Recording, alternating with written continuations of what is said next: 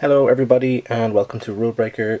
Today we're going to take a look at probably the biggest, most significant change to happen in the Game of Thrones card game 2nd edition since its inception, which is the introduction of a new mechanism called Shadows. Shadows introduced with this chapter pack here, the Shadow City. Any fans of the 1st edition of the game will be pretty familiar with Shadows, I'm sure. Just quickly show you some of the old cards.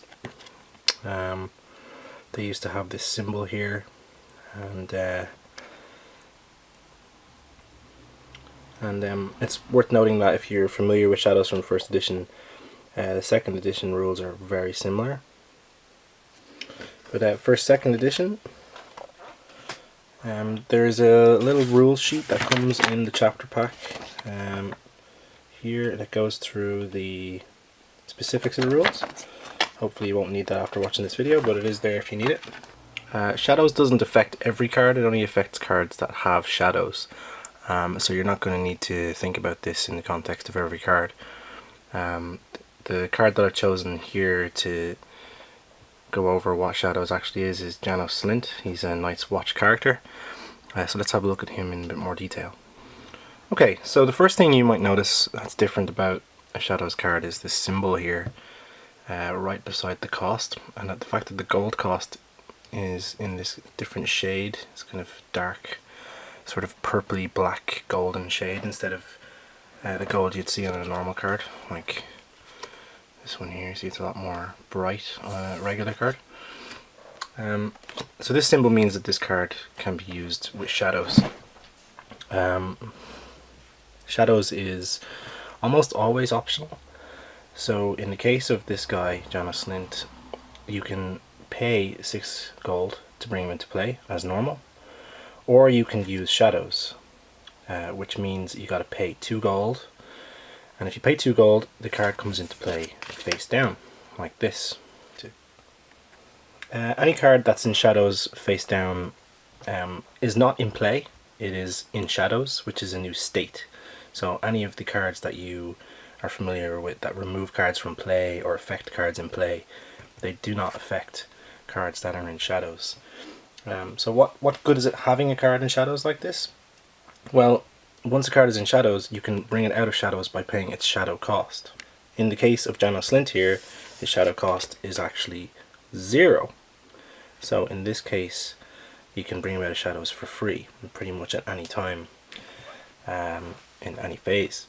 So what would happen when you do that with Janos Slynt? Well, he would be in play once that happens. He would join the rest of the other characters on your side of the board, and in his case he would have a forced reaction, which is after Janos Slynt comes out of Shadows, sacrifice a Night's Watch character.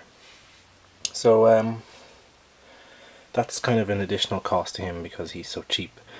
Normally he would cost you 6 gold to put into play, but if you're willing to sacrifice a Night's Watch character, you can put him into Shadows for 2, bring him into play from Shadows for 0, and then sacrifice a Night's Watch character, and then he's available to you immediately.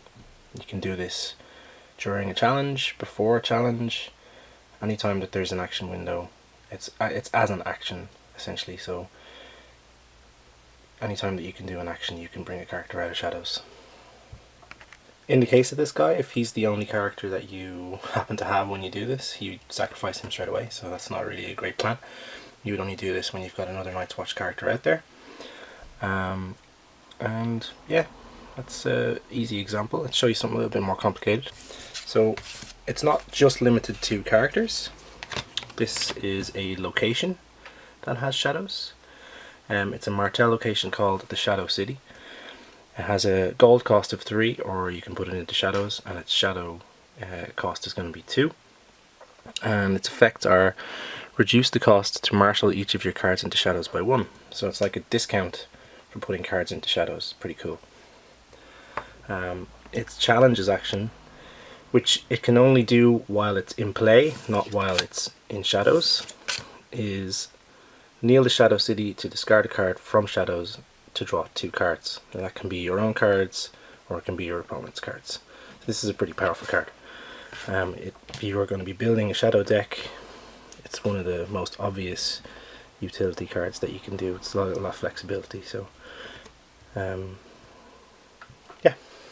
So as you can probably tell, Shadows is like a sneaky, manipulative way of playing. It's designed to add a bit more unpredictability to the game. A few things worth noting as well are you're not limited to just having one card in Shadows. I mean, if you had this one in Shadows, you could have another one in Shadows too, as long as you pay the 2 gold cost to put it in there. Your opponent has no right to see what these cards are, although it is against the rules to put cards into Shadows that don't have shadows, so just be aware of that. And don't be a cheater. Try and play fair. The other thing to note about Shadows is that you can actually put unique characters into Shadows who are already in play.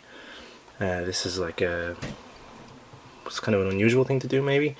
If you're not feeling like putting a duplicate on a unique character, you can put it into Shadows as a kind of a trick. Like, for example, if you had your Jano Slint in play and you wanted your opponent to think you had a different card in Shadows, you could play a different copy of him into Shadows for the 2 cost, and that's totally legal. If you bring that card out of Shadows, it would just go onto him as a duplicate, like so, just as normal. There's a few other weird things with Shadows. It's not just characters and locations that have Shadows, there's also events. So one of the ones that comes in this pack is Beneath the Bridge of Dreams, and you may notice that the gold cost here is actually just nothing. It's a line, it doesn't have any cost. When you see this, it means that the card can only be played from Shadows. So in the case of this guy, you would actually pay 2 to put it into Shadows, and then you would pay 0, which is the shadow cost here, to do the effect. Which is, yeah, it's an interesting way of doing things. The last real surprising thing about Shadows is that you can actually play them into setup. So if you've got a setup which is 8 gold, you could spend all of it on Shadows cards if you wanted to, or you could spend some of it whatever way you want to do it, depending on your choice of deck. But sticking cards into Shadows during setup is totally legal, it's totally allowed. I think that's a change from first edition, something that's kind of a surprise when seeing the rules for this one. There's shadow cards for all kinds of factions, like you would expect, and neutrals, and Shadows just adds a little bit more unpredictability to the game.